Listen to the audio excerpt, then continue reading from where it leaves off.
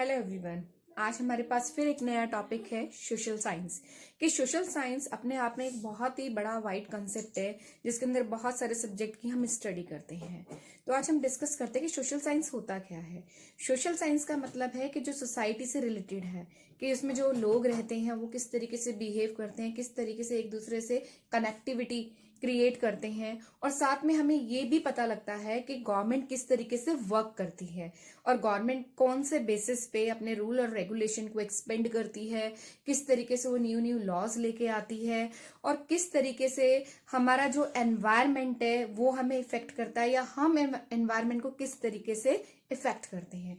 तो social science के अंदर जैसे मैंने आपसे कहा है कि इसमें गवर्नमेंट के रूल और रेगुलेशन भी आ जाते हैं कि गवर्नमेंट किस तरीके से वर्क कर रही है, इसमें पीपल्स के राइट भी आ जाते हैं, इसमें पूरा कॉन्स्टिट्यूशन ही डिस्क्राइब हो जाता है। इवन यहाँ पर रूल और रेगुलेशन और लॉस की फॉर्मेशन के बारे में भी हम डिस्कस करते हैं। इवन सोशल साइंस हमारा एनवायरनमेंट से भी रिलेटेड है।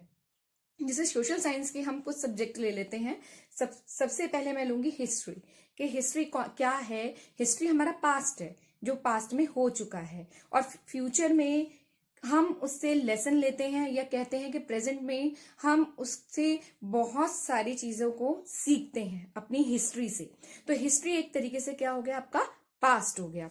उसके बाद हम लेते हैं सिविक्स। सिविक्स हमारे सोसाइटी से रिलेटेड होता है, जिसमें न्यू न्यू लॉज बनते हैं, कानून बनते हैं, सेट ऑफ रूल्स आ जाते हैं उसके अंदर, और किस तरीके से हमारी गवर्नमेंट वर्क करती है।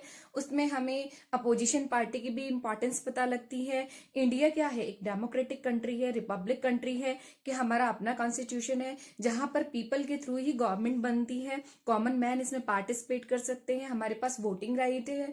तो even all these things are coming in this social science. उसके बाद मैं लेती हूँ नेक्स्ट सब्जेक्ट ज्योग्राफी। कि ज्योग्राफी के अंदर हम डिस्क्राइब करते हैं डिफरेंट डिफरेंट स्टेट की लोकेशन या डिफरेंट कंट्रीज के बारे में जानते हैं, उनकी बाउंड्रीज के बारे में, लेटीट्यूड और लॉन्गिट्यूडनल डिवीजन के बारे में भी जानते हैं। क्योंकि आपको पता है कि जो लैटीट्यूड है वो हमारे क्लाइमेट को इफेक्ट करता है, और जो लॉन्गिट्यूड है उससे हमें पता क्या लगता है कि टाइम किस स्टेट में या किस कंट्री में टाइम वेरिएशन का हम फाइंड आउट करते हैं आपके लॉन्गिट्यूड से। और डेट और टाइम को हम बिल्कुल ही डिफाइन करते हैं, एक्यूरेट डिफाइन करते हैं, किससे, लॉन्गिट्यूडनल डिवीजन से।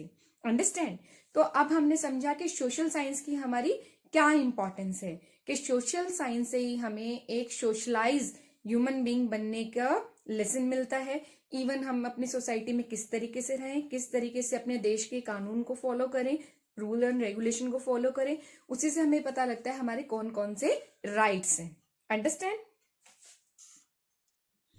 यस। अब हम डिस्कस करेंगे यहाँ पर रिपब्लिक कंट्री के बारे में, कि इंडिया एक रिपब्लिक कंट्री है।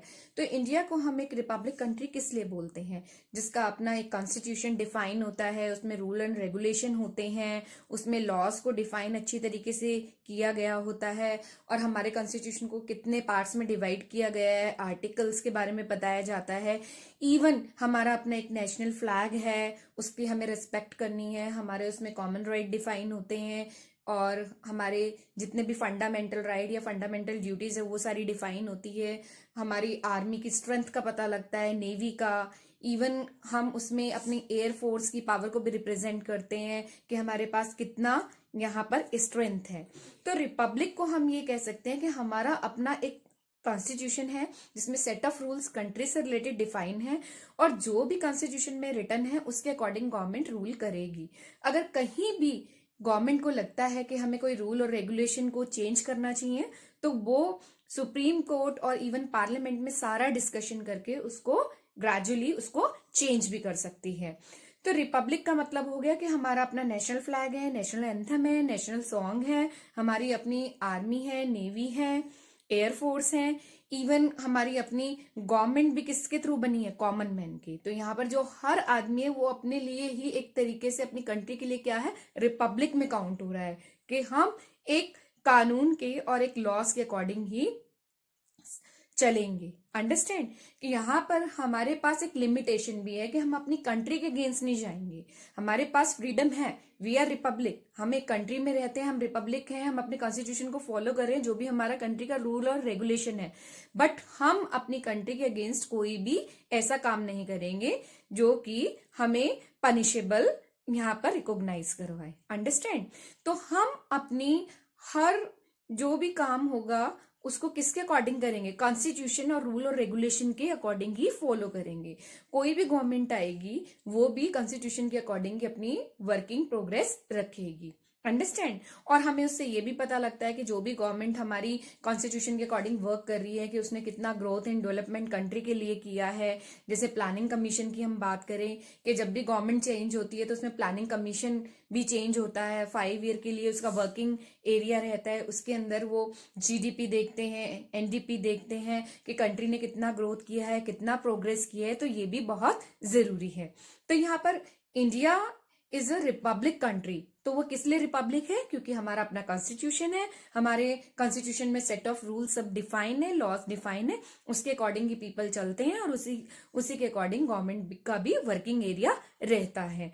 रिपब्लिक का मतलब ये नहीं कि हम बिल्कुल ही फ्री हो गए हैं, हमें अपने कॉन्स्टिट्यूशन को कंसीडर करके हर काम करना पड़ेगा। हमारी एक लिमिटेशन है कि हम अपनी कंट्री के अगेंस्ट नहीं जा सकते, बट हमें सभी राइट्स हैं। अगर हमारे साथ कोई एक्सप्लॉयटेशन होता है या हमारे साथ कुछ गलत होता है तो हम कोर्ट में जा सकते हैं। अंडरस्टैंड? और हमारे थ्रू ही क्या होते हैं? रिप्रेजेंटेटिव खड़े होते हैं इलेक्शन में। ओके? और वो हमारी कंट्री को रन करते हैं और गवर्नमेंट को हेल्प करते हैं। तो कॉमन मैन क्या होता है कि यहाँ पर वोट भी करता है, कॉमन मैन में से ही रिप्रेजेंटेटिव बनते हैं और उसी को हम कहते हैं डेमोक्रेटिक कंट्री। और जो भी हमारी डेमोक्रेटिक कंट्री है वो क्या है? रिपब्लिक भी है, क्योंकि उसका अपना एक कॉन्स्टिट्यूशन है और उस कॉन्स्टिट्यूशन के अकॉर्डिंग गवर्नमेंट को भी वर्क करना पड़ेगा, अपोजिशन पार्टी को भी वर्क करना पड़ेगा और कॉमन मैन को उसको फॉलो भी करना पड़ेगा। तो हमें पता है कि किस चीज को करने से हमें यहाँ पर एप्रिसिएशन मिलेगा, किस चीज को करने से हमें पनिशमेंट मिल सकती है। एवरीथिंग डिफाइन और everything is mention in our constitution.